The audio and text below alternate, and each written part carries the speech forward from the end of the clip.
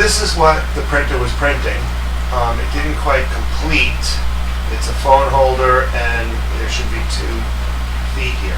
But I wanted to point out how nicely it laid this down, because this is a print-in-place pin hinge. So it printed this dowel, I guess you'd call it, all the way through from here to here, in place with these parts, and as soon as I took off the brim, I was able to swing this. Likewise, it printed in place these 2 similar hinges here. And again, once I took off the brim, it allows it to swing all the way around. And that's very difficult to do, for a printer to print an in-place pin hinge without it sticking the pieces together.